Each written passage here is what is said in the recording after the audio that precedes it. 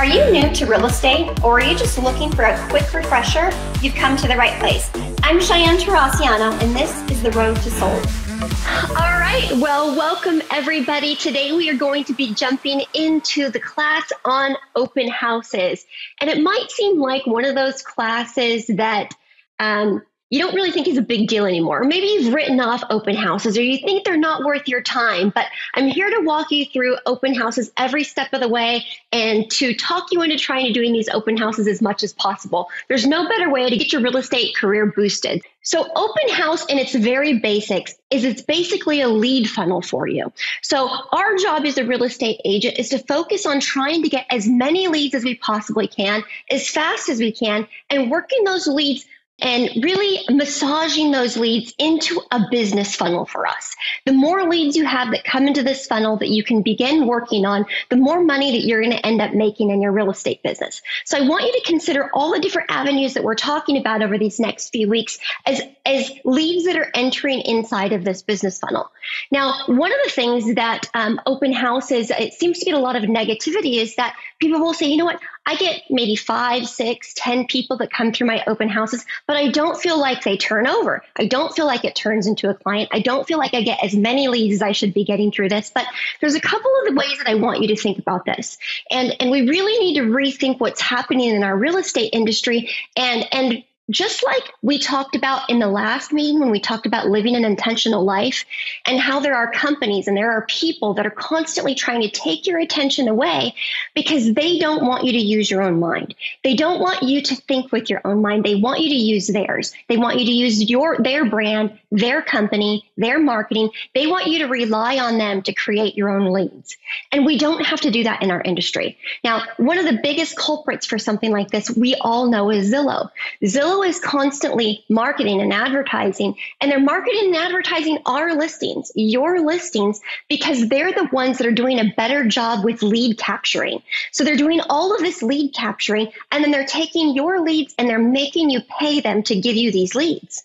These leads that you're purchasing from Zillow or from any other platform that's out there is exactly the same lead that is going to walk into an open house. Isn't that interesting? Not only is it the exact same lead that's going to walk into the open house, but you get an opportunity to be one-on-one with them. If you guys have ever taken time to follow up on an internet lead, you know that they don't want to talk to you. One, they're talking to tons of other agents. They don't want to talk to you. You probably get hang-up calls, a ton of calls saying, you know what, I'm not really interested. That took time out of your day to follow up with all of these internet leads. But the reality of it is those same internet leads that Zillow is reselling to you is an open house every single weekend, wasting whatever agent's time happens to be sitting at open house as well. And you know that if you're sitting in an open house as well. So all of you guys that are aware of these types of things, you've set open houses before, and you know that this is existing, and they're saying I'm working with another agent. That's what you're purchasing from Zillow anyways. So what I want you to rethink about is I want you to think about open houses as the ultimate way to get a lead. It's not just an ultimate way to get any lead. It's the same leads that are being purchased by agents directly through Zillow. But they're better than that because you get that one-on-one, person-to-person opportunity to really get to know them as a person. You get to ask them better questions. You get to see a visual of who they are. So it's going to give you a massive opportunity to be able to connect with these people. So it's super important that you stop letting people take control over your mind and telling you where you should spend your time and your money and say, well, wait a minute, what is open houses really? And how can that really benefit my business? And really what it is we're generating more business into this lead funnel that you don't really have to pay for the big bucks, at least, to Zillow. Now, we are going to spend a little bit of money on marketing and learning to market ourselves because we want to step in as an interference to people who are actually trying to make us pay for their leads through their company. We're going to learn how to do that on our own so you can capture the maximum amount of leads for you in your business. That's what the goal is with open houses, and it is an absolutely fantastic opportunity. Now, the second challenge that we have with open houses when we think about them, whether we think about them in a positive light or whether we think about them in a negative light, is kind of the feedback that you get from a listing agent and potentially even from a seller. So you're going to hear a lot of listing agents tell you that your open house is not necessarily selling that seller's house. And sometimes when listing agents go on listing appointments, they're also telling you, their clients, they're saying, you know, the chances that your open house is going to lead to a buyer buying your house is slim. And the reason why the listing agents are saying this is, one, they do believe that that's truthful, and there is a truth element to that. But the second reason that they're saying it is they don't personally want to waste their Saturday and Sunday sitting in an open house. Because if they're a highly productive listing agent, they may not need the lead source that's generated from open houses any longer. So what they're trying to do is they're trying to reformat the way that they're doing their business so their weekends become available to them. So two things that are super important. One, if you are a listing agent, open houses are an amazing thing to capture leads for people who are in this business without us having to pay Zillow. So it starts to reformat this way of doing business, which is important for our business as a whole, just so we can protect our own lead sources that are coming in. Number two, there is a very big benefit to the listing agents in this and to the sellers. I don't know about you guys, but if I were listing my personal residence for sale, the last thing that I want to do is rush out of my house with a 10-minute or an hour lead time and go find something to do with myself while someone's trying to show the property. That's really annoying for your sellers. I mean, they want to make sure the house is ready. If the seller is like me, they're probably going to make sure the kitchen is clean, the laundry's in the baskets, the beds are made. So we're, as the listing agents, if this is you, you're forcing your sellers to run around like a madhouse right before a showing and clean up everything that they possibly can before that showing occurs. You know what the reality of it is we all have busy lives and your sellers don't want to do this. But the problem is when you're on your listing appointment, this is not how you're presenting it to them. You're presenting it in a way that you don't have to sit at an open house on the weekend. And maybe you think that the seller doesn't want that either. But if I was a seller, and if I told my listing agent, hey, look, I would love for you to do an open house on Saturday or on Sunday, take 3 hours of my time, take 4 hours of my time. I'll make sure my house is spotless and you can have my house for the next 4 hours. And I want you to make all of the appointments that you possibly can. Try to come through my house during that period of time, if at all possible, because then that seller doesn't have to clean the house like crazy for 10 or 15 different appointments. They only have to, they'll do it a lot less, right? Because we're going to try to feed in 10, 15, 20 people through an open house on a weekend rather than only feeding through 1, 2, or 3 a week. It's a very frustrating process for that seller. So it's an opportunity for the seller to limit the amount of those unexpected showing appointments that they're trying to get someone to come and see their house. The second thing for a listing agent that you're coming across more and more, but we haven't really paired that up with the solution being open houses, is if you're the listing agent, how many times are you getting these flaky internet lead buyers that show that want you as the listing agent to come and open the house for them? Are you tired of that? Are you tired of them making you take time out of your day to show up to show a house, and then they tell you after they see the house that they're actually working with another agent? That is so frustrating. So as a listing agent or as someone who's purchasing Zillow leads, we have a big waste of time on leads that have no intention of ever using us whatsoever. So open houses can solve a lot of problems. It can solve some problems for the listing agents. It can solve some problems for the seller. And it also is an excellent lead generation business, either for the listing agent or for whoever your open house specialist is going to be, right? So let's say you are a top producing listing agent and you don't want to sit your own listings. That's fine. Make sure the seller knows that you have somebody who is an exclusive agent that sits open houses, and they're so good at them. They sit them every single week, and they're like a professional open house sitter. And it really is a skill. It's a skill that's learned. It's a skill that's grown to know how to work an open house in a way that's going to net you more leads based upon the total number of people that come through. Your conversion rate is going to increase the more open houses that you do. So that's super important. So maybe it's not you as the listing agent who is sitting the house. That maybe it's not you, and it probably won't be you. Give this opportunity to some of the newer agents that are there. And if you're a newer agent, pair up with some of these experienced agents that's not in classes today, because they don't need to know how to sit an open house anymore. They kind of know how to do it, but they do have the listings that you want to sit. So let them know that you're a professional at sitting open houses and you can host it in a beautiful way that represents the seller well, and explain to them all of these benefits for the open house also, because, it's kind of gotten a negative, it kind of has a negative feel to it to a listing agent that's been in the business for a while, because open houses aren't always necessary. If we have no inventory whatsoever and the house flies off the shelf within the first week, you lose that lack of a need for an open house. So the experienced agents get jaded over time, right? They just put it on the market, they start doing what they do, and they don't necessarily focus on this anymore. But if you are a newer agent, maybe you can pair up with some of these agents who have some experience and sit some of their open houses for them and really do it in a high quality way that's going to get more leads into your business and in your pipeline. And it really is good for everybody. Remember, a rising tide raises all ships. So the more leads you get, the more deals you close, the more listings you're going to get.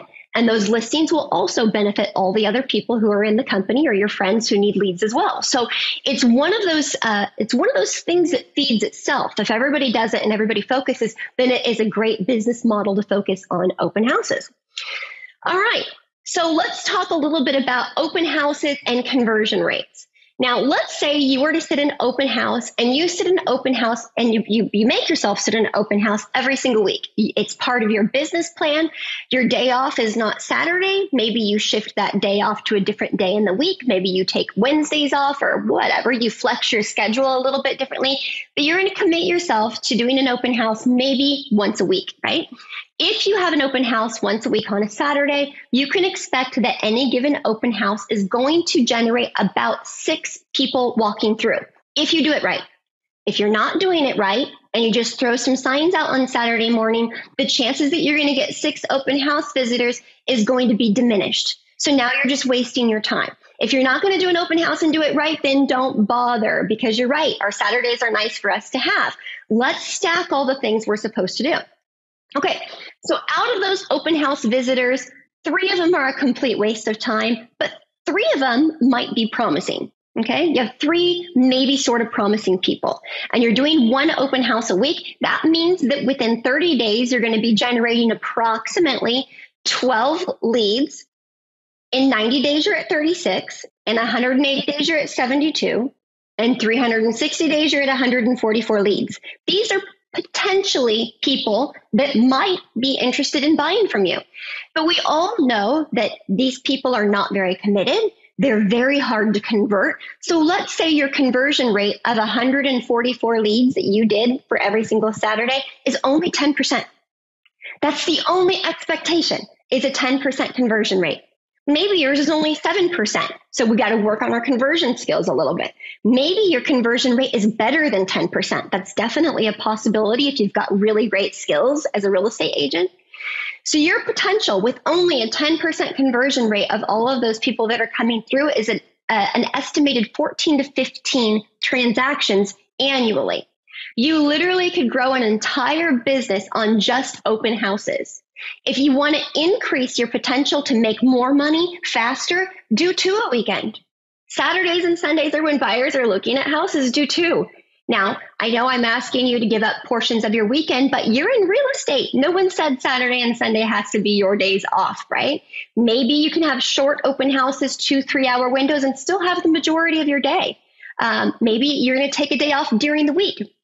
One of the things that I loved doing with my kids is because I knew I had to work on the weekends is I would take a day off during the week. I would take a Wednesday, the kids would get out of school and we'd go to Disneyland on that day. That was my day off, but I might've used my Saturdays for work days. So you can reshift this. Now, if you do 14 to 15 deals annually, and the average sales price in your area or location is $450,000.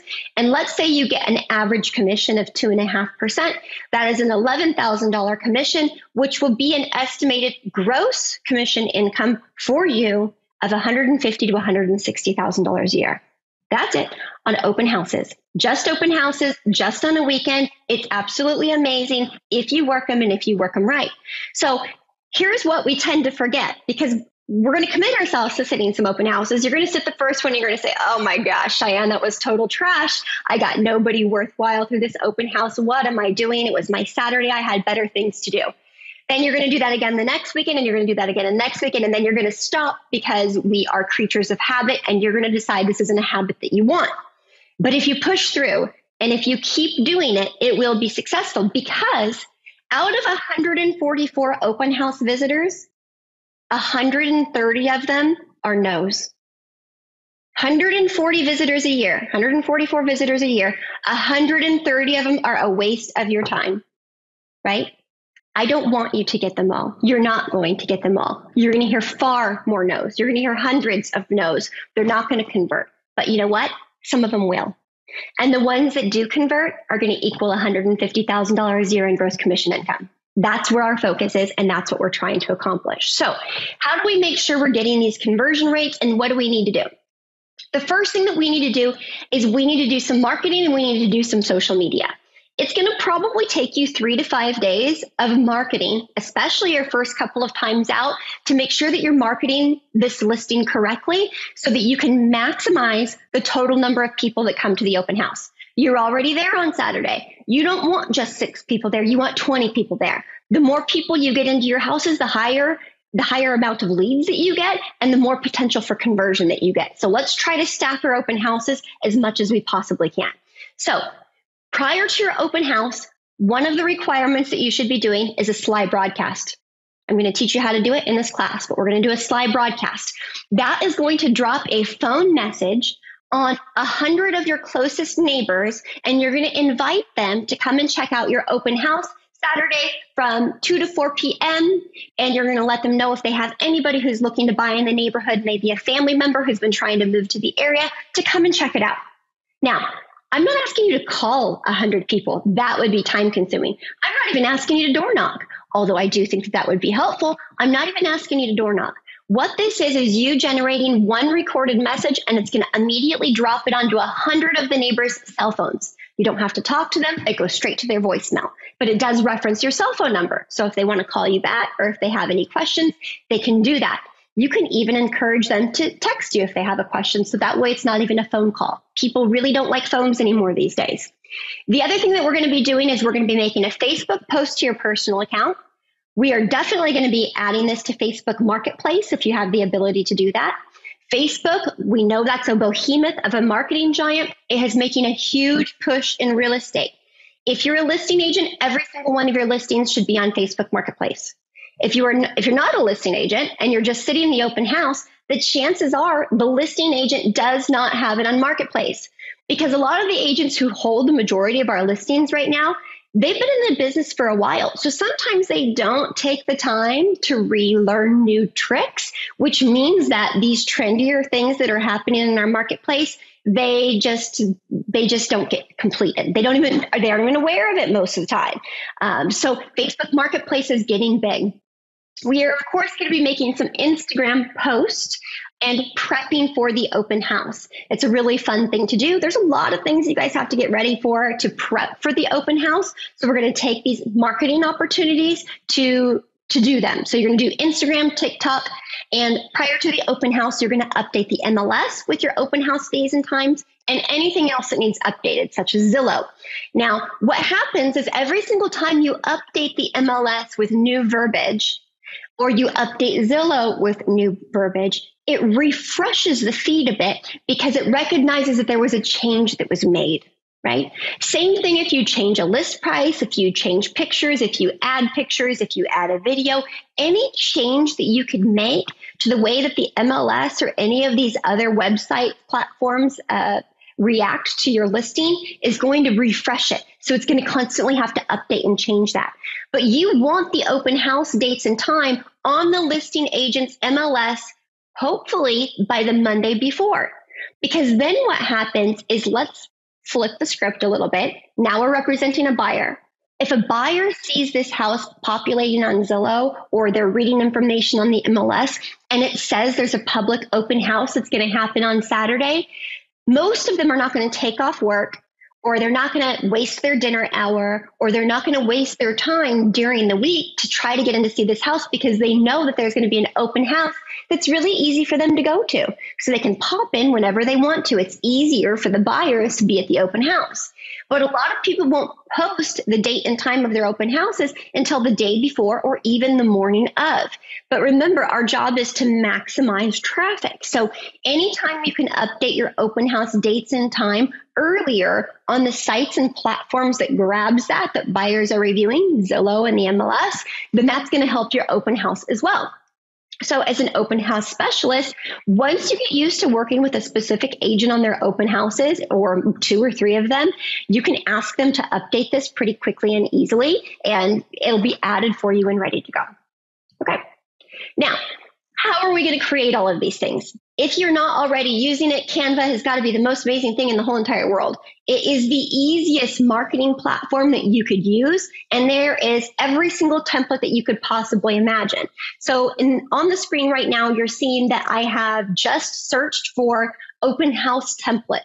Now, I did search open house Instagram templates because it's going to box it up inside that box for me, and I like that. I like the Instagram box. Now, as you're searching through these templates, you can, which is why we had our last class, think about your vibe again. What are you trying to portray about yourself? Obviously, there's a lot of different designs on here. Some people really do like to try to keep some sort of a color palette when it comes down to what they're doing with their marketing and advertising. And if you think having a specific colored background for the majority of your listings is important, then you would either change the backgrounds or pick a template that kind of makes it feel like you a little bit more. But you also want to be a little bit, pay attention to the style of house that it is. You don't have to use every picture necessarily, but this shows you how easy it is to create something for an Instagram post, a Facebook post, or a TikTok post. You can use all of these things. You can save the images and upload them. Now, Canva is the easiest thing in the whole entire world to edit and amend. So you just log in and start playing with this, and you'll see how easy it is to reformat these. So don't be scared of becoming your own designer for some of these things that you're going to be doing. Okay. So here's a couple of more options as well. When you get to your open house, it's nice to have some marketing materials. So on the right-hand side of the screen, I created a really quick, just glossy marketing material about myself. It took me maybe 10 minutes to do something like that. Now, maybe this isn't something that you're going to hand out, but you could create this. It's an 8.5 by 11. So maybe create something like this that you could actually put in a picture frame.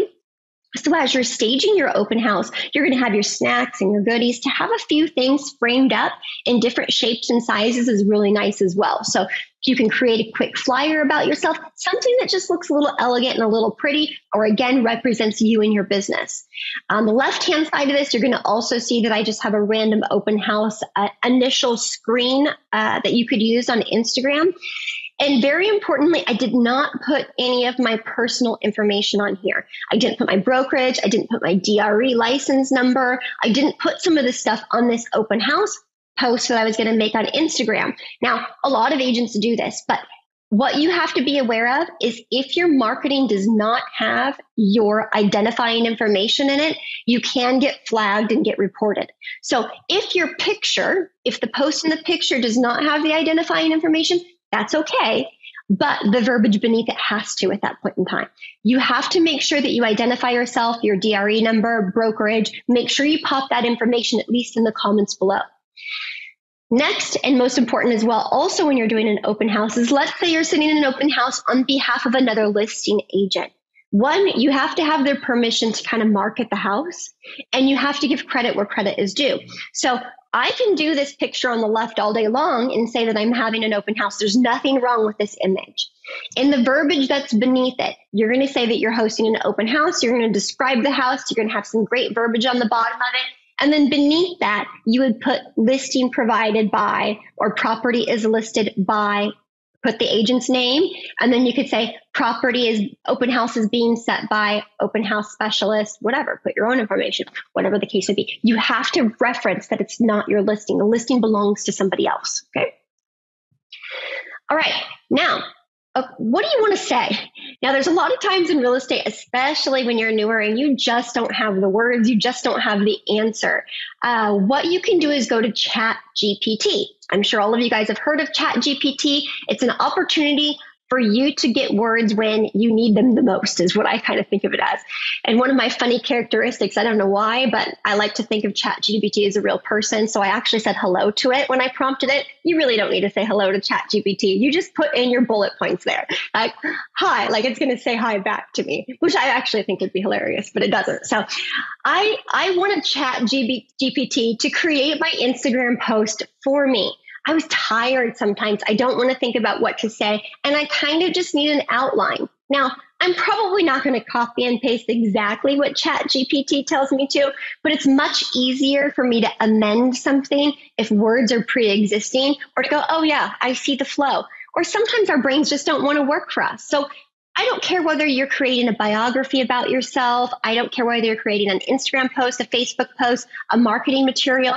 Ask ChatGPT a couple of questions to kind of give yourself a little bit of a guide and really get the juices flowing a little bit in your mind of the direction that you want to go. This is not a bad thing. It's a tool for us in real estate, so use it. So you'll see on the top half of ChatGPT, I said, hi, I'm a realtor at Remax Pro. I'm hosting an open house. There's the address. Here's the details. Can you create the Instagram post with me? I gave him more details. It's been renovated. And I also asked them at the end of it, even add your emojis and your hashtags. I want them to do it all for me. So you'll see that they did that. On the bottom of it, they gave me an excellent example of what I could be using for my Instagram post. And I can literally just copy and paste this up to Instagram, edit it, make my changes. Now, once you do this for a while, you're going to have some go-to things that you want to post on Instagram. You just save them because you don't want to have to recreate this all the time. So copy and paste this into a folder, into a Word document or a Google document, and it just says verbiage for open houses. And you can have 4 or 5 or 6 of them. So that way, the next time you have an open house, we're really just copying and pasting all the way down. Right. So this is a picture of an example for Facebook Marketplace. Now, Facebook Marketplace, again, is getting very big. And interestingly enough, I had a rental property of mine that I was wanting to get rented. I am not an agent in the marketplace where I wanted to get rented, so I don't really have access to the MLS, but I did use Zillow. So Zillow is getting huge for rental properties as well. It does all the screening and things like that. So I posted this listing to Zillow, and I also posted it to Facebook Marketplace. You'll see that I did the same thing that we are kind of talking about. I put all of the information on the home. In the description, I have all the emojis. I have everything listed inside Facebook Marketplace, so that way I could potentially get clients. Now, as soon as you put it into Facebook Marketplace and you finish your ad, it says, hey, where else do you want to post this ad to? So you can post it to different groups and different places within Facebook. So it's nestled in a lot of different places.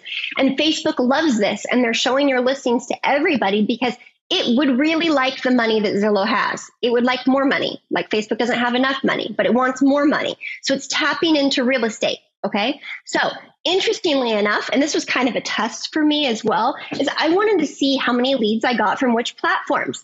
Now, I did get a few leads from Zillow, but my tenant came from Facebook Marketplace. Isn't that insane? Not only did my tenant come from Facebook Marketplace in this scenario, but the majority of my leads came from Facebook Marketplace. And you know what? It's free. So back to that whole thing. Why in the world are we paying Zillow for potential leads when you could be popping this on Facebook Marketplace and be getting messages direct to Facebook? The cool thing about being able to use Facebook as well and these other social media sites is when they see your listing through Marketplace, they can click through and look at your profile. So not only are you marketing your listing, but they get a little nosy and they start scrolling through like, is this really a good agent? Do I really want to call this agent? When I go to their Facebook page, is that what I want to find? Is this a good person to work with? So very interesting, but this is Facebook Marketplace. I highly recommend that all your listings be populated there. All right, so I talked a little bit about slide broadcast, and quite honestly, this is one of the bigger ones of the day that if you're not using slide broadcast in your real estate business, regardless if it's for open houses or for something else, you need to start. Your time is precious. This is the best assistant that you can get, and oh my gosh, it's cheap. So what is slide broadcast?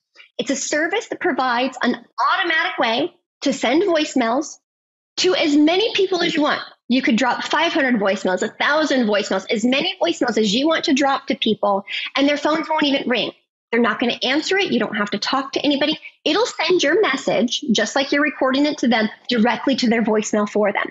And it avoids you having to make traditional phone calls. See, back in the day, we actually had to pick up the phone and call people if we wanted to call people. That's work right there.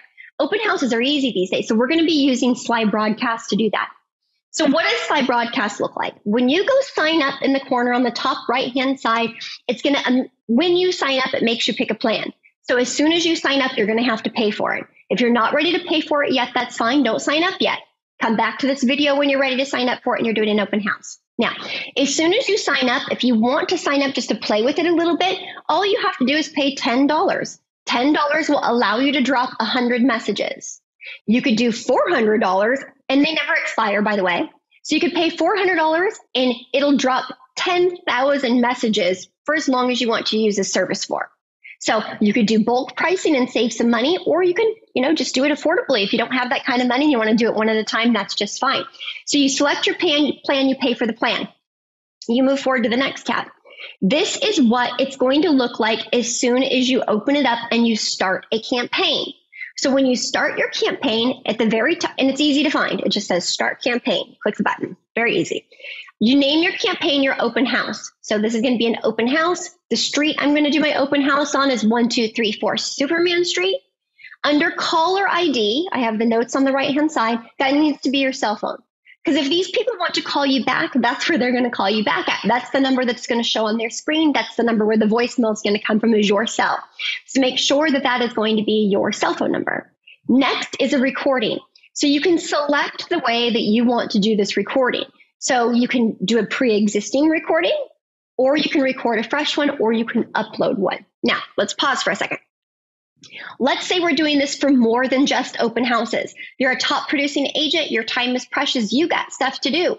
We're getting ready, for example, to have an Easter party with the office. We have an Easter bunny coming. We have line dancing. We have all these fun things. And we're going to be having it at like a local bar. And we're going to be inviting people to come because everybody wants to do this. Now, if you upload all of your clients, your past clients, your friends and families, if you upload this there, and then you upload the recording, you won't have to redo the recording again next year. You could select an existing recording because the same thing might be happening.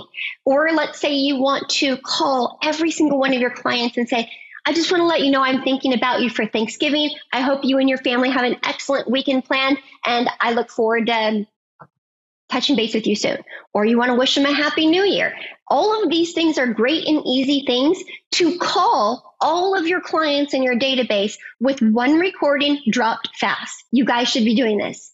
So easy. Okay, so that's your pre-existing recording. Now, when it comes down to add recipients, this is my shortcut. This is what I like to do. You guys don't have to do it this way, but I like to enter the phone numbers. Sounds a little scarier because you think you're going to manually add phone numbers, but all you're going to do is copy and paste from a spreadsheet.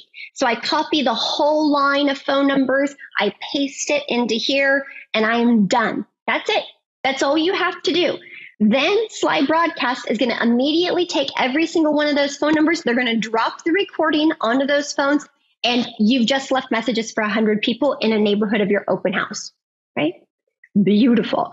I do like asking them to text me if they have any questions, because hopefully they're going to call you back. If they don't call you back, then maybe they can text you either way, one way or another, though. Sly Broadcast is awesome. So now the next question should be, okay, well, this looks really easy. And yes, I do want to do this for my open house because $10, yes, please. $10 to maybe take 6 people to 10 people. That's good. We need to do that. So how do you get the phone numbers? Next up is my favorite source of getting phone numbers or any information is called RedX. So RedX is a real estate prospecting and lead generation platform. It's to assist you with identifying leads, right? And giving you as much information as you could possibly want on these leads. So how does RedX work? So this is what RedX looks like. When you want to sign up, you're going to go to the red button on the left. You're going to sign up for the account. Once you've signed up for the account, you're actually logging into the blue box on the right-hand side. So RedX is the platform, but once you log in, it's taking you to something called Vortex. And Vortex is where we're going to grab all of this information. So I actually log in through Vortex is where I'm logging in at, but it's a RedX product. It's RedX. So what does this look like? I did a quick video tutorial of how to select houses for an address. We're going to select play, and I'll kind of walk you through what I did and what this site looks like. So before we get started, you can see on the screen, this is what your search results is going to generate. This is a list of addresses that was created.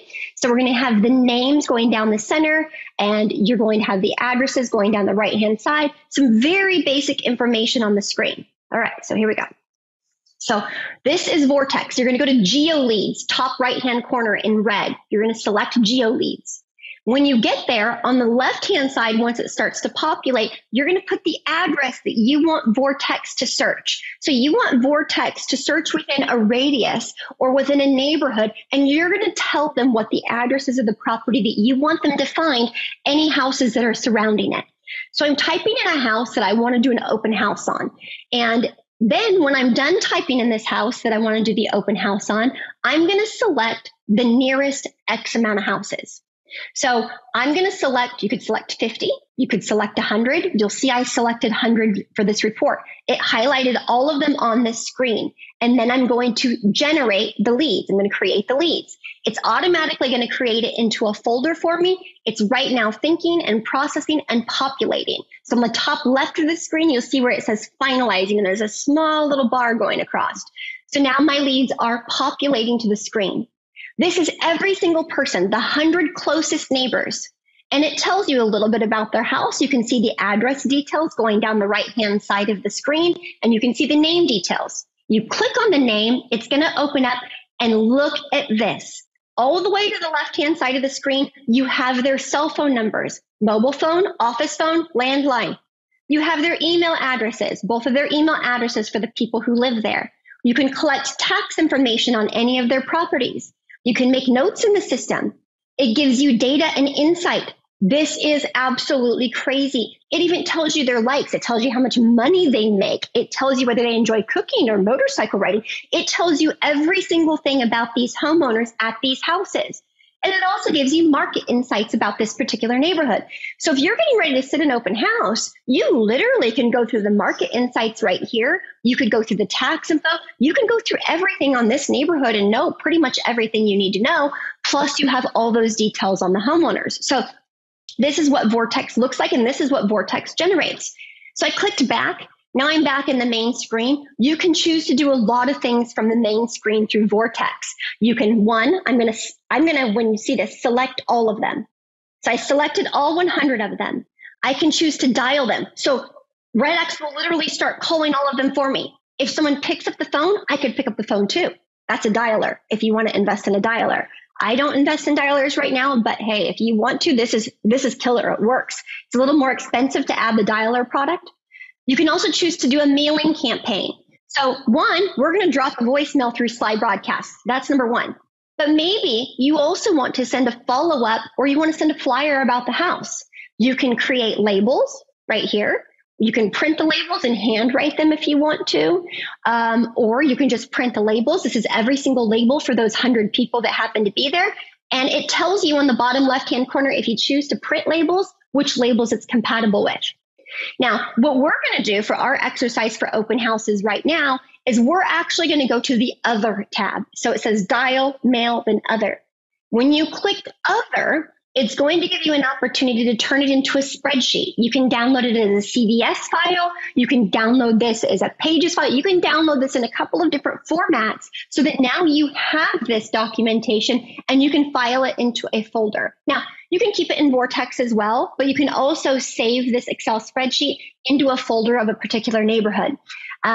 One of the things you'll see is RedX does cost a little bit of money. So maybe you guys as agents are like, I don't want to pay for the expensive Vortex by myself. Okay, well, you have friends there. Team up. Get a group of 4 of you and say, hey, why don't we all jump on Vortex this month and we'll all pay X amount of dollars for it. We'll run the neighborhood that we're interested in running. We can save the data, whatever the case may be. Or if you don't want to and you want to go at this and try Vortex, I love this system. I think it's amazing. So you would download your spreadsheet. So what does your spreadsheet end up looking like? Once you're done with that, it's going to populate as this. Now, This spreadsheet is much longer than this. I only took a picture of the beginning of it that's giving you the addresses and the phone numbers. Because in our scenario, what we're going to do is we're going to take their phone numbers. You could do phone numbers 1, 2, or 3, or you could do all of them.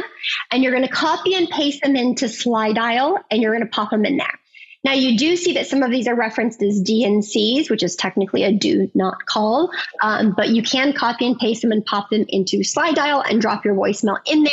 You can work around the DNCs if you want to, or I'll let you make your own decisions on that. Okay. Now, to the right, if I were to keep scrolling on this, it's where it's still going to give you income levels. It's going to tell you their hobbies. It's going to tell you all sorts of things. So depending upon how involved you want to get into open houses, because this can be an entire way to run your entire business. Because now just off of this one open house, you should be able to send a voicemail. You could do a little bit of door knocking. You could do a lot of different things, follow-up mailers, note cards to the neighborhood that happens to surround it, and really get a good footprint in the neighborhood where you're sitting that open house. Now, if you're dropping these voicemails and you're sending them letters and doing all of these things, then you're probably going to get an increased count to your open house. Okay? Okay, so now what we're going to do is we're going to fast forward to at the open house. What we've talked about so far is kind of the social media marketing and the pre-marketing that needs to happen to get people to the open house, right? Those are our goals, to get people to the open house. Your TikTok videos, your Facebook videos, Slide Dial, RedX, use all of those things. Now you're at the open house. So we're still in the social marketing aspect of this. What you need to recognize is that these open houses are not just about generating leads to your open houses. Every single one of you, especially if you're newer agents, you don't have content. You have none. You have no content. You can't very well walk around a neighborhood and go up and knock on somebody's door and say, you know what, I'm a new agent and I'd really love to take pictures of myself and videos of myself, like walking through your house. Like, can I open your cabinets, or can I look at your bathroom? Like, would you mind if I just walked around your pool for a little bit and took some videos? Like, that doesn't happen as an agent, right? You need it though. You need to have marketing material and you have none. And if you don't have any listings, you still have none. So what you need to do is you need to set every single open house you possibly can. And you need to set a goal to treat it like a photo shoot, right? You need to make sure that you are taking 100 pictures of yourself. And I know that sounds crazy, but you're going to create marketing material for you to use for weeks and months to come off of this, because no one's going to remember what outfit you're going to wear. We were wearing. Nobody remembers what kitchen that was. No one remembers what master bedroom that was. Nobody remembers what pool that was. So you can use all of this marketing material for the next 3 to 6 months to a year. You could use it forever. So your goal when you get to an open house is to treat it like a marketing opportunity. So how are we going to do that? Because a lot of you guys are going to think about this like, oh my gosh, I'm so bad at taking pictures of myself. I hate taking videos of myself. I don't know what to say. I don't know what to do. I don't know what to wear. I'm not comfortable with what I'm wearing. So we're going to go back to our mirror and modeling exercises. So prior to your open house, you are going to scout out other agents, right? You're going to search the words open houses on TikTok, search the words open houses on Instagram, and you're going to find the ones and be like, hey, I really liked that. That was cute. Hey, that agent didn't even say anything. She didn't even have to talk on video. I like that option. But that was cute. I like what they did. I can copy that. I think I can do that. And that's what you're trying to find. So you want to mirror and model. You want to save all of these videos that you find inside Instagram or inside TikTok as favorites. So that way you can watch them and study them. Then your job is to try to make yourself look that way and see if they're using any props. What did they bring with them? Is there something that they did that was kind of cute that caught your attention that you think you can do as well?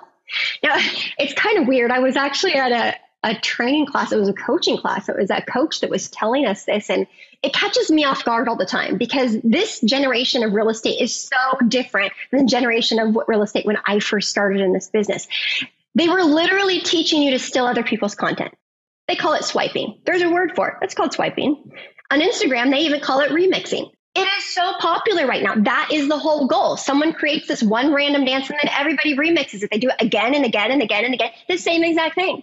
Now, it used to be that copying somebody so much was not really like a good thing, but what we're doing and what we've learned is that through mirror and modeling, you don't have to recreate the wheel, which is a beautiful, beautiful thing. So swiping is popular, and we're going to do it too. I want you to copy all of your favorite people. You're going to swipe the content. You're going to remix it yourself. You're going to make it yourself because it's you and you are different. But let's not copycat people who are local. That would be my go-to, right? So if you try to dress like them, look like them, do the exact same post that they just did yesterday, and then you're going to remake it again today, or hey, they just did that last Saturday at their open house, I'm going to copy that. You guys don't do that. So when I'm asking you to mirror and model somebody, please don't mirror and model anybody local. Be you. Honestly, everybody here already sees what everyone's doing locally. So I want you to step outside your local metro. And I want you to look into other metros. I want you to look in San Diego. I want you to look in Miami. I want you to look in New York. I want you to find somewhere else to model their activity.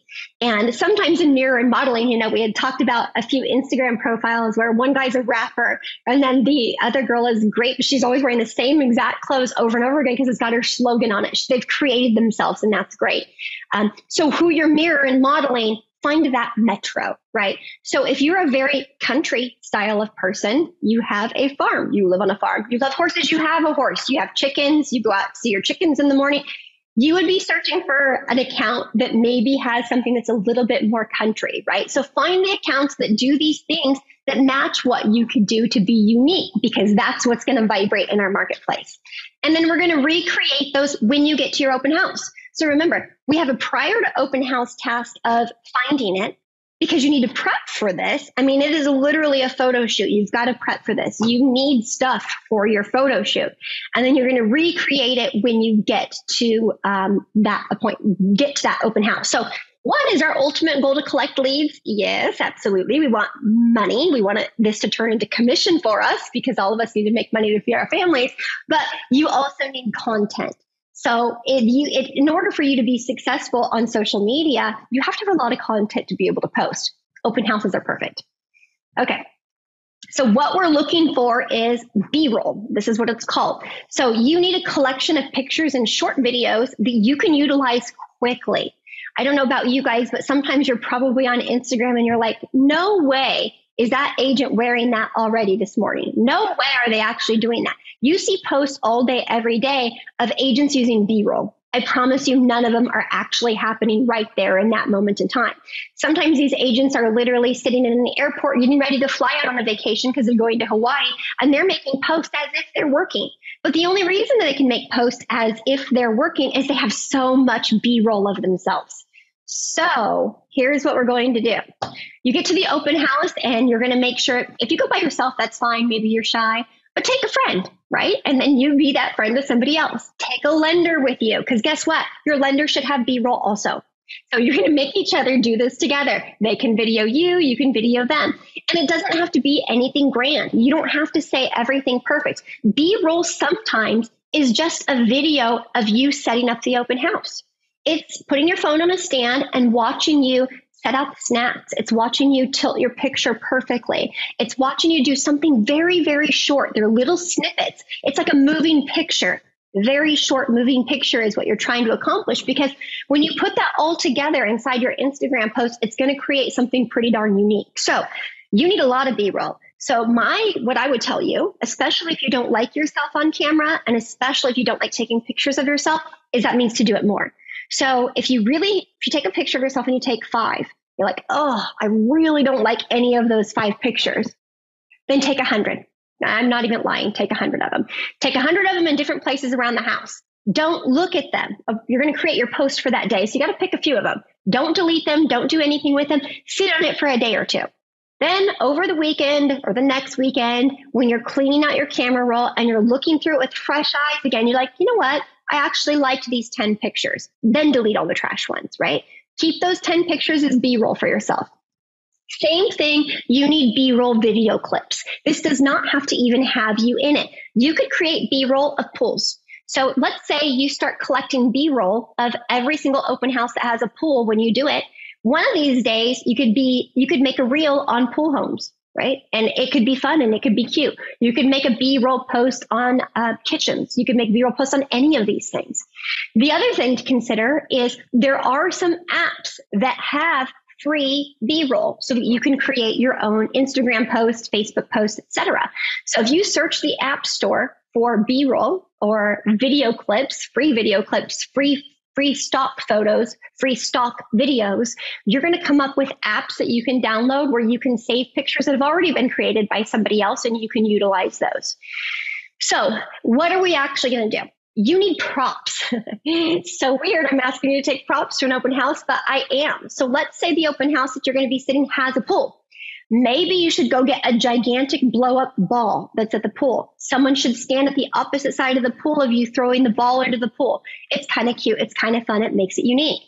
If there's a gorgeous kitchen that you're going to be in, and maybe it's really pretty kitchen, maybe you actually want to take a couple of martini glasses and some lemonade and a lime or whatever like that. Like no one knows what you're drinking. Do a cute toast. So someone's going to video from the opposite side of the kitchen doing a cute toast in a great house. This is what B-roll is.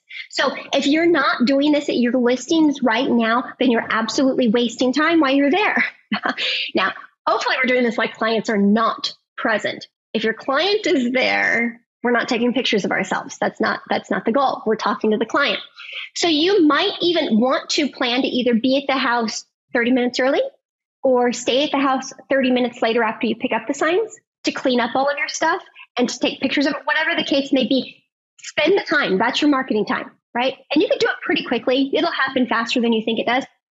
And lastly, B-roll does not have to have your picture in it. And I think I kind of said this with the pool a little bit earlier, but you literally get your phone and just start panning little things in a house, like a quick of a master bedroom, sometimes even people do decor, B-roll of a light. It's such small things, but create lots of B-roll for yourself. All right. Now we're getting into what we really need to know and do it in an open house, because everything we've talked about so far is kind of the fun stuff, right? It's the social media, it's the marketing, it's what everybody wants to do for the open house because it sounds like a lot of fun and it's definitely more enjoyable to do. But now we need to talk about the real estate side of things, which is what we're doing anyways. What do you need to know about your open house before you go? Now, if you are a newer real estate agent, the main goal, other than creating marketing opportunities for yourself, the main goal before the marketing opportunities is for you to learn how to be a professional real estate agent. And you cannot get that if you are not constantly searching for houses, running CMAs. If you know the knowledge of different neighborhoods, you're not going to ever get there. So how do we create knowledge? For your open house, the first thing that you're going to create is something called a CMA. You need to search a 1 mile radius of that house, maybe even a half a mile, maybe do both. You want 300 square feet bigger or smaller. You want 10 years plus or minus. So you want a CMA that's going to be basically what your house is, right? Closer to the square footage, closer to the year built. And if you're doing a radius search of a half mile to a mile, they should be pretty similar to your house anyways, okay? Then you're going to put that aside. Then what you're going to do, well, before we put that aside, a CMA, when you're looking at a CMA, tells you the value of that house within that neighborhood only, within that radius only. I shouldn't say never. Never is a strong word, but usually, most commonly, a buyer is not going to come to you and say, I will only buy a house in this exact neighborhood. Only. I will never let you show me a house that's in the neighborhood right next to it. They're not going to do that. So as far as creating knowledge with what the value of a house is, we look at a CMA. That's going to tell you what the house is worth. That's an appraisal. That's not a true appraisal, but that is what your appraiser is looking at. But you know as well as I do is that when you're a buyer, you're looking at anything that's similar. So before you sit in an open house, and I do this on my listings as well, but you're also going to run an active competition report. So you're going to pretend like you're a buyer who's looking at a house in that criteria. So let's say your house happens to be 2,500 square feet, and it is a 4-bedroom, 2-bathroom, 2.5 bath, maybe home. And you want to have a buyer that's looking in that same neighborhood. So you're going to run a much bigger criteria. You're not just looking within 1 mile, you're probably 5 miles. And you're probably not even looking in the radius. Most agents, when they're looking for their buyers, because they know they're looking for something specific, maybe it's a school district, maybe they want to be south of a particular road, east of a particular road, you know what they're looking for. So when you're actually running buyer searches, a lot of times people will use the tool that they kind of jog in and out because they're trying to grab houses that really fit that particular buyer's need. And sometimes it's not just this small radius. You could be even 10 miles, you know? There's a lot of different areas that a buyer would potentially live in. So when you run the active competition report, then you're going to line it up priced high to low. And you want to see where your open house falls. If your open house falls to the top, the most expensive house with the active competition report, the chances that that house is going to sell is slim. Because buyers have a lot of other houses they could pick above that. They're looking for a value proposition, right? I mean, if it's the most expensive house in the neighborhood, but it deserves to be the most expensive house because the value is there all day long, it's gorgeous. It has everything. It's been renovated. It's definitely fits in the price still because it matches your CMA. It matches, but it's still the most expensive house, right? You also know that if the house is towards the lowest side of that active competition report, that house is going to go faster, especially if there's a good value proposition. If it's in the lower side, but it's complete trash, and you're like, no one would ever want that house. It's covered in mold. I mean, that's been on the market for 100 days. It's not a good house. Okay, we know why it's in the lower quadrant. But you want to see where you're lining up.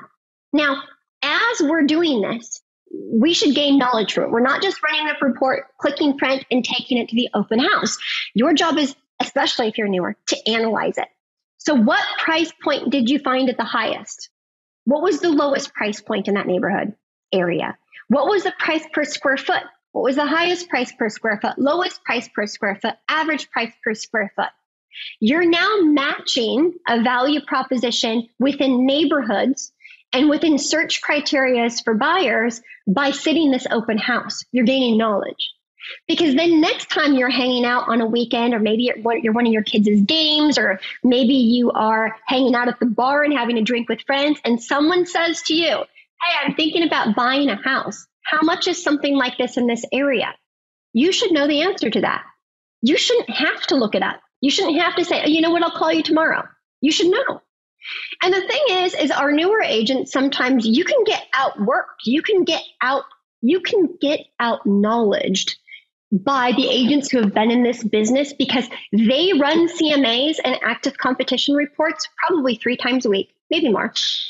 Now, they're running them because they have a client. So what? So you don't have a client. So if you ever want to gain the knowledge that they have, if you ever want to compete with them on their level, you're going to have to do the same work even though you don't have the client. So you better start pretending you have that client. And I do think open houses is one of the best ways that you can do it because you're going to sit that open house. Then you're going to talk to the buyers that come through. You're going to get the feedback. You're going to learn fast of what every single neighborhood and in your area and territory is going to be like. What amenities matched up with your high and low? Is it a brand new renovated house up there? Is it one that needs a fixer-upper down here? Where's this scale? What are the school districts? What were they rated? Where are the boundaries to the good, better, best school districts? Where are big crossover streets and landmarks for that particular house? If you were sitting in an open house and your neighborhood that you're in is nice, it's a good, nice neighborhood, but for some weird reason, there's a railroad track within less than a mile. Maybe it's within a half a mile of your house. On the other side of that railroad track, for reasons maybe unknown to you, there's a big difference in price. Why? And where's the landmark? You should know that. You should know that without having to go drive the neighborhood, because if you're on floor time or if someone calls you on your cell phone, or if you're taking an internet lead or you're returning the Zillow call or you're doing any of these things and they give you that area, you should already know what all those red flags are. And the chances are you don't when you're new. So until you start doing this and asking yourself these questions every single time you have an open house, you'll never learn it, right? So let's not get outworked by these agents. And lastly, what's days on market? This is going to always follow market flows and market rhythms. It's always going to change. They're going to go up. They're going to go down. If you sit in an open house every single weekend, you will know even better than some of our listing agents or some of our top-notch agents that are in this industry because you're doing it so frequently. You'll know days on market better than anybody. So let's do this work for the knowledge. Okay.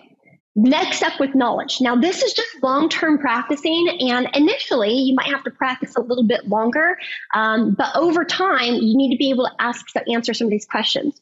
While you're in this industry, people are going to ask you about real estate all the time. If you're at the open house, it's going to be questions about the house. What's the square feet? What's the bedrooms? How many bedrooms does it have? What's the lot size? Does it have HOA, or does it have different special tax assessments? There's going to be things that they're going to ask you. You need to know the answers to that question. Look it up beforehand. But there's bigger questions. And this is going to happen at the open house for sure, but it's going to happen outside the open house. People know you're in this business. They're going to ask you about this business. How's the market? How is your business? What are interest rates like? When are they expected to go down? Do you know what my mortgage payment would be? And they're going to ask you like price of the home prompts, like what's the seller really going to take, or what's their motivation? They're going to determine things. You can't make yourself look like a novice here. You need to know how to answer these questions. And, I'm not a big scripted person because I believe conversations should be genuine. You probably get that when you talk to me. Like, I'm a very genuine person when I speak.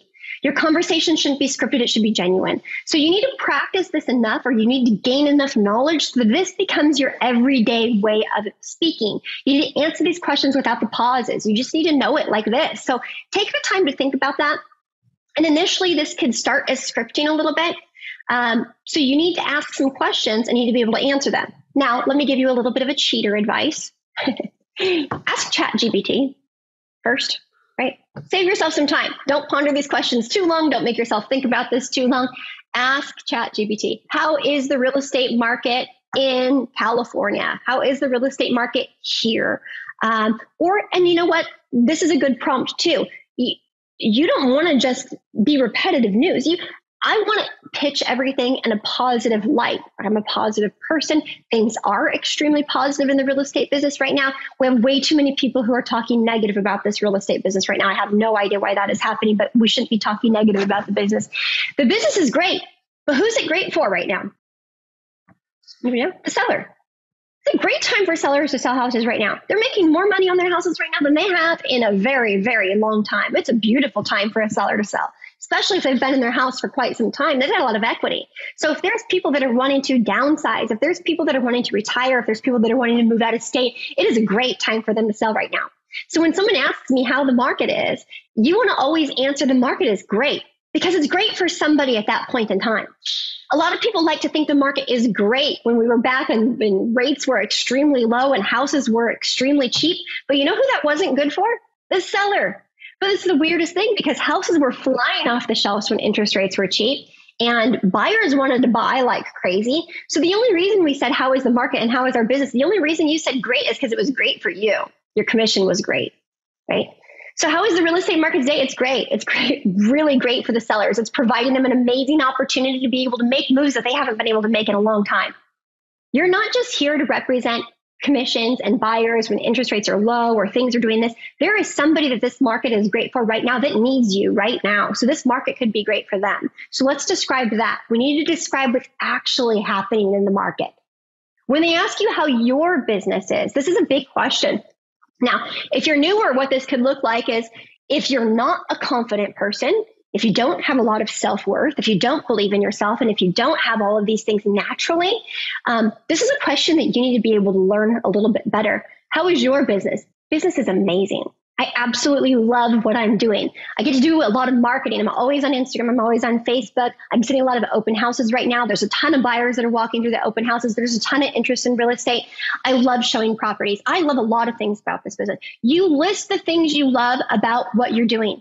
Make sure they know that you're busy. Say, I had 6 different clients in the open house last week. It was awesome. So, just staying busy with work. You're constantly telling them why your business is good. Now, this is important. Now, let's say they say, how is your business?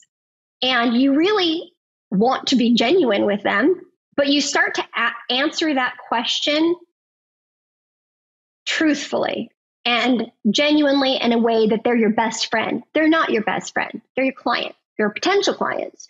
There's some people you tell everything to in your life. There's some people you don't tell everything to in your life. So they're asking you about real estate business. And this is important because Let's say you're going through a rough time. Let's say you're going through a divorce. Let's say there's a sickness in the family. Let's say there's something bad happening to you right now. So if you're going through a divorce and it's a nasty one and you're arguing all the time and now you don't get to see your kids half the time and things are uncomfortable, there's a lot of unknown in your life and your footing is not very stable with you in your life right now. And so when someone asks you about your business, you say, honestly, you might say, I'm having a really rough time in business right now. Like the divorce is taking a lot out of me. I'm having a hard time. I'm a little depressed. Money's a little tight. You start saying things.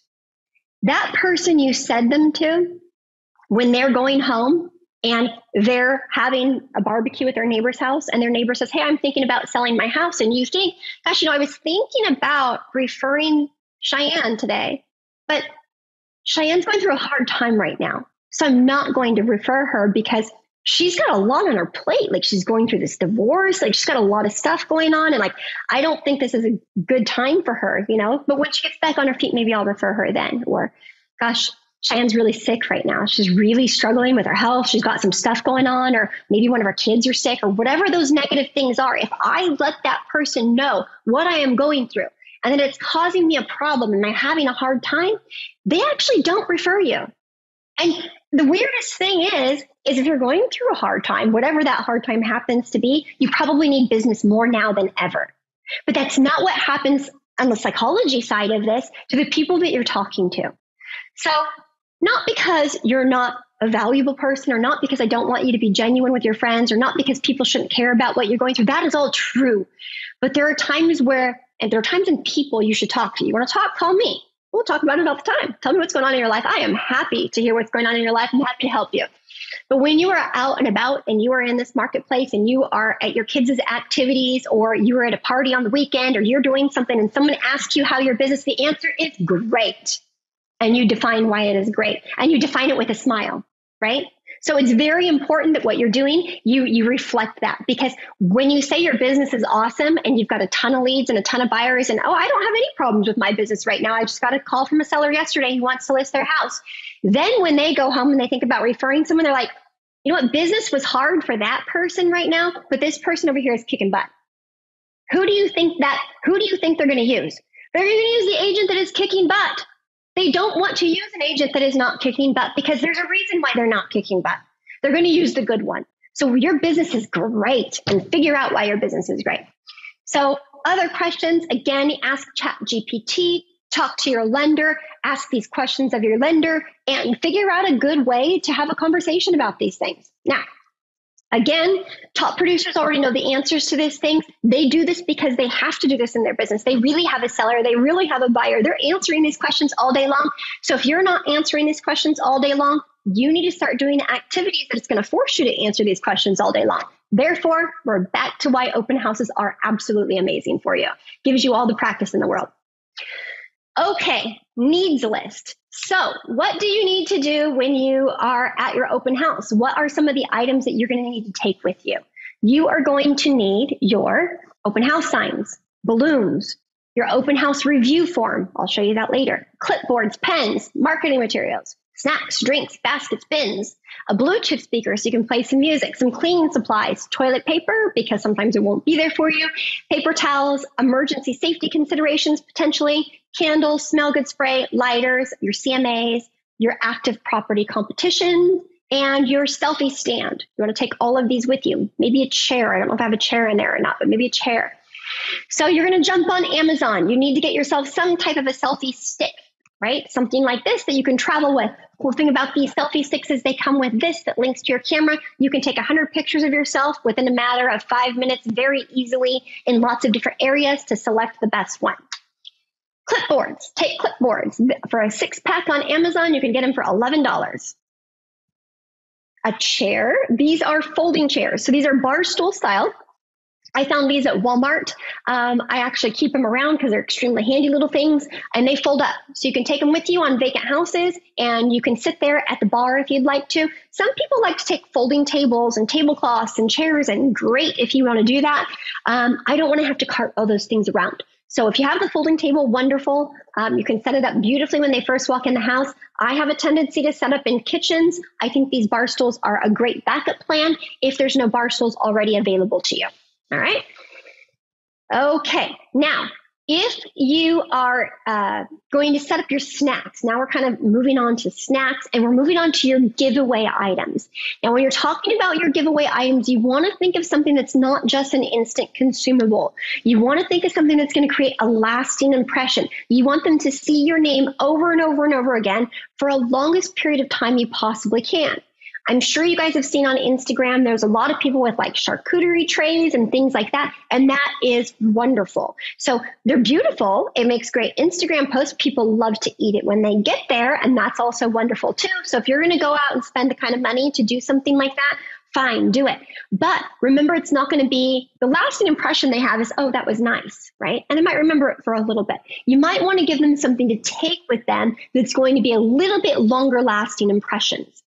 So one of the things that I've always said in my open house classes is I really like the idea of gum giveaways because it's going to stay around in that person's purse, in that person's car until the gum is gone. So I really like something like this with like the Mentos or the canisters now. People literally put them in their cup holders in the car.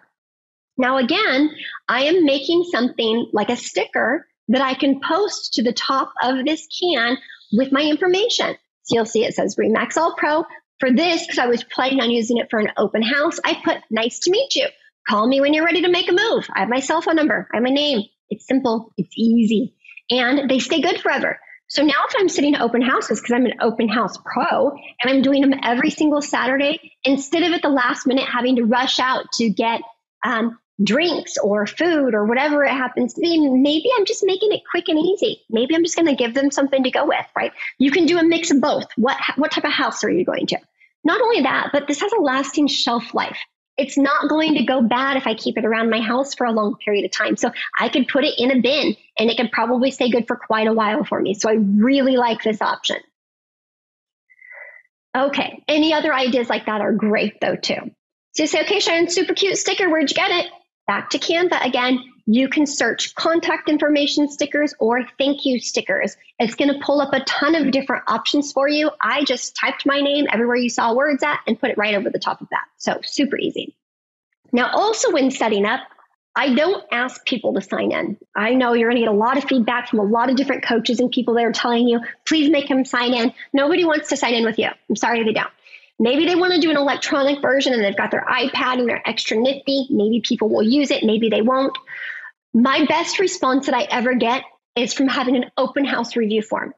They don't want to sign in, but they'll be happy to tell you everything they don't like about the house for some reason. So give them an opportunity to use this review form instead. Your review forms go in those clipboards that I asked you to take to your open house. You say, how did you hear about the open house? And you're asking them to rate it. Rate the location, rate the condition, rate the floor plan, rate whatever. What do you like most about the home? What do you like least about the home? What single thing could the seller easily do to improve the home or to make it show better? If you were actively searching for a home to purchase, would you consider writing an offer on this home, yes or no? And if you did consider writing it, what price would you consider? Now, these last three questions are really nice for the listing agent. And if you're a listing agent, they're wonderful because if your seller has a house that stinks or is cluttered like crazy, the buyers are going to write it on that form for you and they're going to tell the seller all about it. You're going to ask them to fill in their contact information beneath it.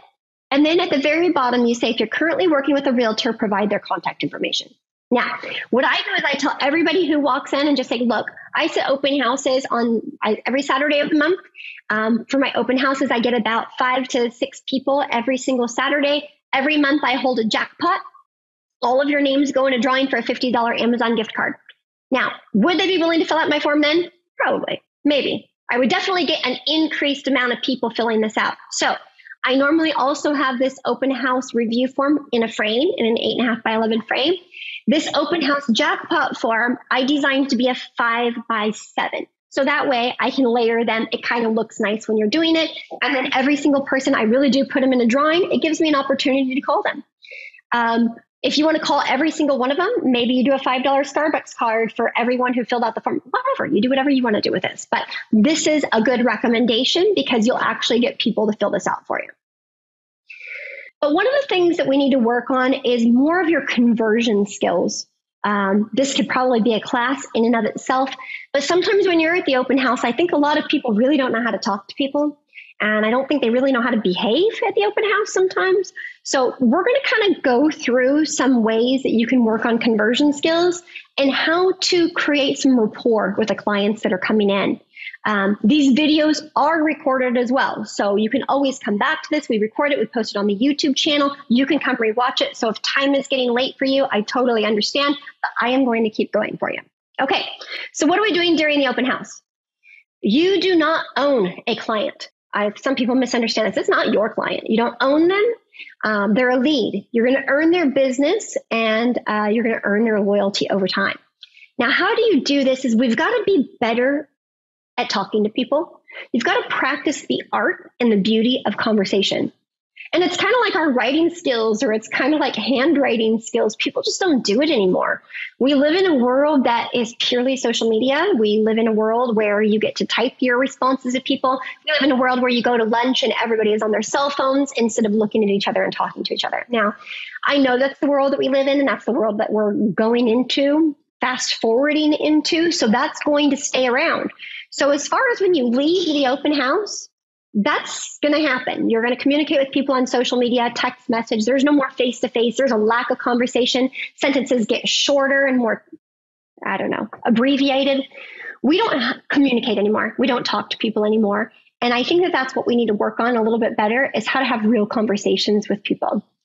So that's what we're going to be talking about today, is how to break the habits of the poor communication skills that we've developed over the past 10 to 15 years because of cell phones and because of computers and emails and all of those things. The reason you can't convert is because you can't talk to people. That's kind of sad that we live in a world where we can't have face-to-face conversations with people anymore.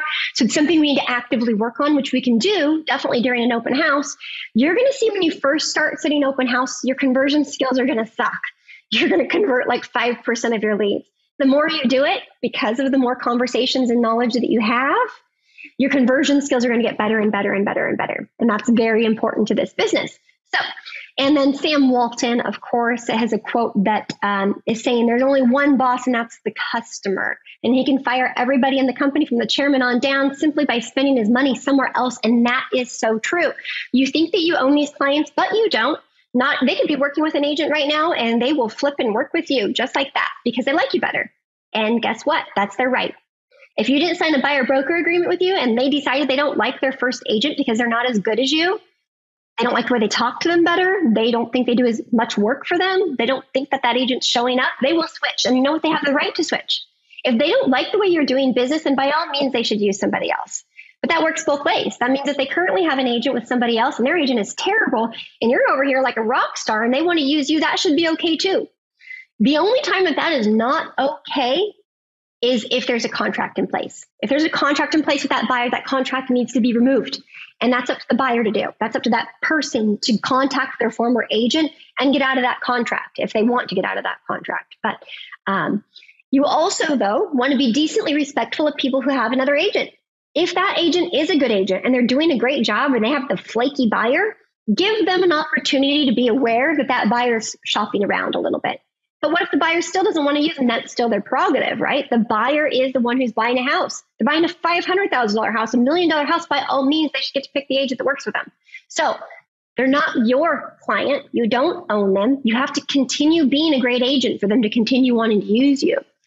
So they're going to keep looking. If you're not an awesome agent, they're going to think about how fast you respond to them, how fast you text them back. Do you send them the houses that they really want to see? And they're going to decide whether or not you're the best agent for them going forward. So you also have to continue earning their business every single day. You have to be present. So we are going to break our automatic habits of conversation. And you guys can practice this day to day as well. So you guys, let's put this into a little bit of perspective. You guys go to the grocery store sometimes and you're checking out. And when you're checking out, they say, every single time, did you find everything that you were looking for? And you, regardless if you found everything you were looking for or not, you say, yes, thank you, I did.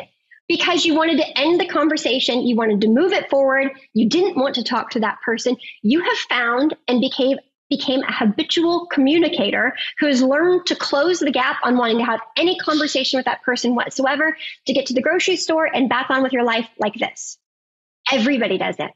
So every single buyer that you're talking to, they also know how to get you out of that conversation as fast as they possibly can and to move on, because they're in a rut of conversation and they already know the things to say to you to not talk to you anymore. Even if they don't have an agent, they know to tell you, I have an agent, because they know that that means you stop talking to them.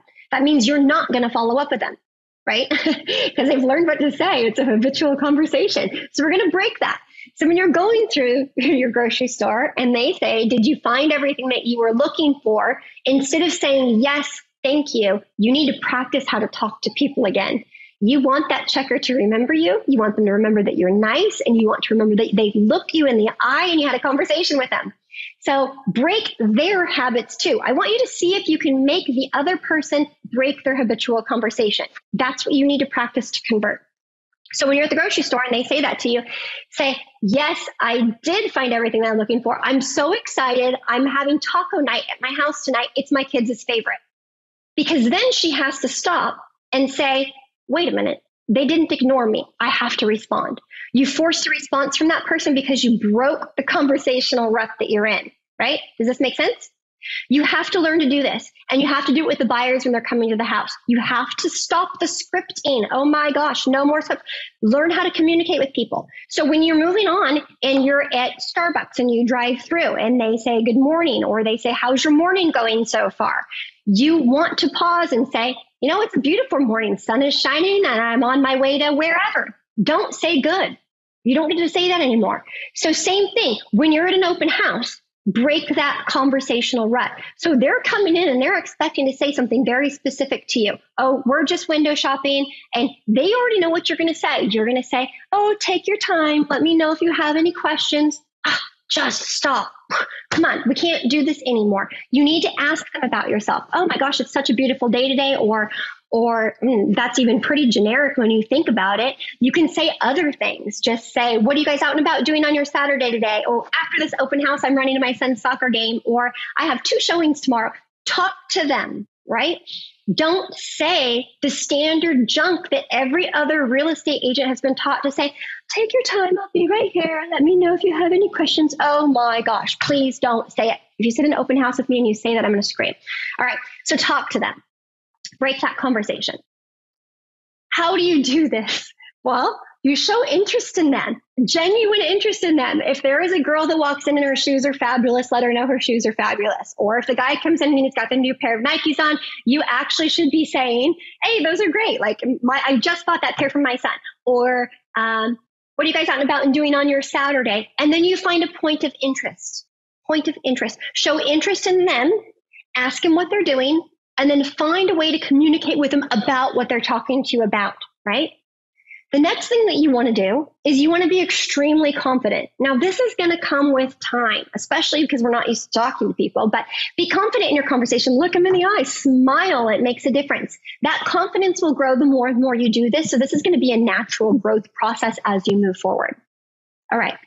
The next thing, and we've kind of already touched on this, so I'm going to go fast, is you want to illustrate your knowledge to that particular person. So there are things that we do know, and there are things that we don't know about this. And you're allowed to say, oh, I'm not really sure, or you're allowed to learn something from that, or you're allowed to illustrate something that you know about this particular marketplace. Now, we live in a world where your buyers that are walking through, they think that they know better than you. They know much better than you know. They've already searched this house. Just like if you think you're sick, you get on Google and you've already searched for every single thing that's already on Google to figure out what's wrong with you.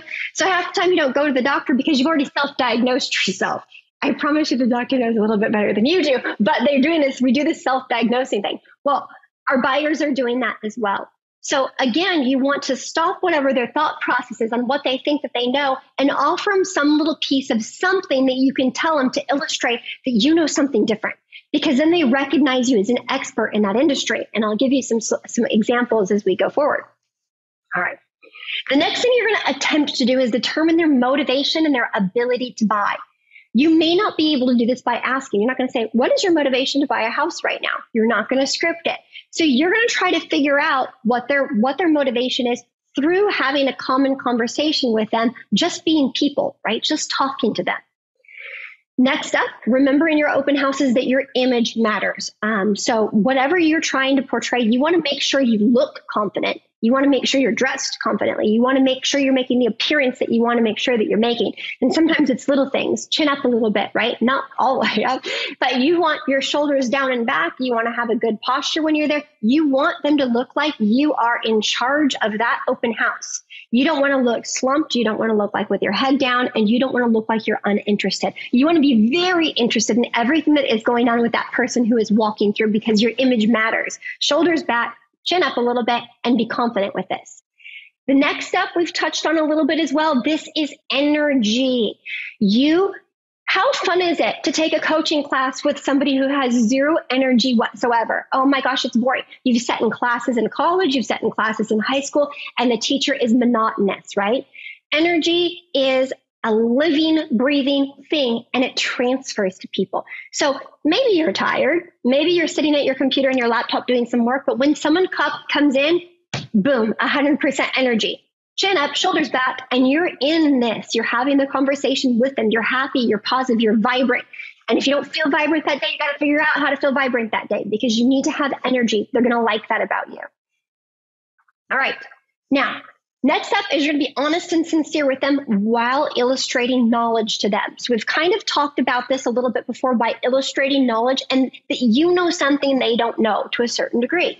So I want to give you an example. One, you're always positive. So you don't tell people no, you're a positive type of person. They're walking through the house and you say something positive first. So let's say the house that you are walking through, the house with these buyers, you figured out that they have kids, right? You figured out these buyers have 2 children, but the open house that you're sitting has a secondary bathroom with only 1 vanity. And not only does the secondary bathroom only have 1 vanity, but then the toilet is right there, and then the shower is right there. Now, if you have 2 kids, you know that getting dressed in a bathroom that is set up like that is a little more challenging, because there's not enough space or sinks for each child to get dressed at the same time. So it creates a little bit of madness in the mornings when they're trying to get dressed. So that is a little bit challenging. So what you could say to them is, you want to point out, you're being honest, you're being sincere, you're building rapport with them. You're recognizing they told you that they had 2 children, and you recognized a problem with the house, that maybe they haven't thought about it, but they don't want to tell you about it. They don't want to have a conversation, but they do want to know that you're an honest, sincere agent. So you could say, I know you mentioned that you had 2 kids, but this bathroom right here only has 1 vanity. Just a recommendation, but with this price range, and even in this neighborhood, there are some floor plans that have 2 vanities, and it also has another door in between the shower area, so your kids would be able to get ready at the same time. You might want to put that on your checklist while you're shopping. I actually have another house that's right around the corner that does have the dual vanity that you guys might be interested in. So let me know if you're interested in seeing it. You are pointing out a problem with your open house. Now, it's not our goal to talk bad about the open house, but it is our goal to match the client that's coming in to the property that suits them. Our goal is to not forcibly sell the seller's house that we're sitting in an open house. Our goal is to match them up properly, house to the right buyer. Same thing. Let's say you're sitting in a house that's a 2-story house. Maybe a couple comes in and maybe the husband is limping a little bit. And you notice that and you say something like, oh, your knee bothering you a little bit today. He's going to tell you, yeah, I've been having problems with it. I might have to have surgery on it. The doctor says, la, la, la, la, la. And he goes on. So in your 2-story house, if there's no downstairs bedroom and that client tells you that they want this to be their forever home, you're going to retire there. And this man just told you he has a knee issue that's going to continue to bother them, and they might not have the ability to have a downstairs bedroom when he goes through processes like this, or maybe even for retirement. That could potentially be an issue. It's also a point of conversation. So you could say, like for me, I would say, oh gosh, my dad has a lot of problems with his knees, and man, they're giving him a hard time right now.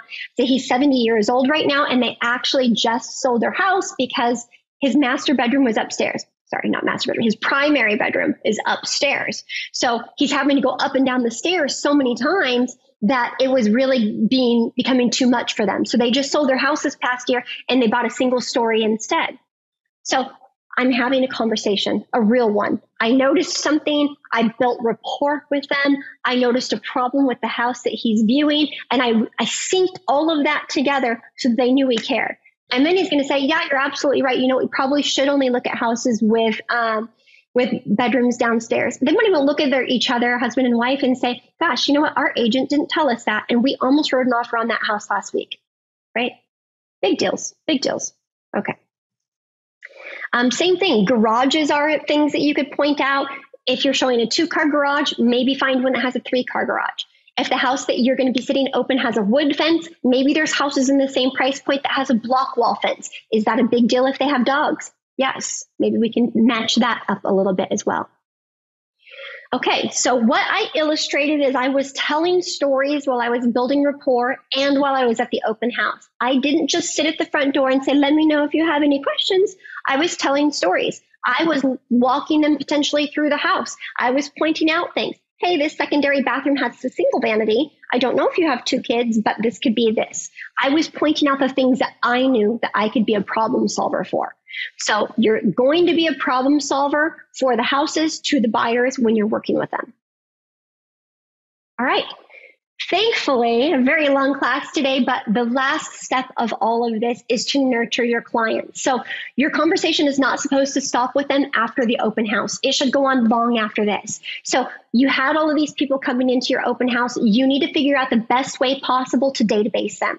For some of you, that may be a formal database. For some of you, you may go back and put them in your email system. For some of you, it could just be text messages. Make sure every single one of them are in your cell phone. And I would label them open house, Superman Street, and then put the buyer's name on it. So that way, when you're communicating with them, you remember where you got them from. So you need to figure out a way that you can follow up with these people. Note cards are amazing. If they actually fill out your review sheet, immediately go back, because part of your work that next week should be sending a handwritten note card to every single one of the people who walked through your open house. Now we've ended our open house class. So what you need to do is you need to actually do the work. You can't just show up at the open house, not be prepared to take the pictures, not be prepared to get your B-roll, not be prepared to create new marketing opportunities. You can't not practice what you needed to know to gain knowledge. You can't get away from these steps. You can't waste your entire Saturday, and then not follow up the next week by sending a note card. Oh my gosh, you're wasting your time and you're letting those leads trickle out. You're taking that conversion rate of what could be 10%, 15%, and you're dropping your conversion rate to like 1%. So you're your own worst enemy when it comes to open houses, because you're not focused on your skills trading and you're not focused on doing the homework.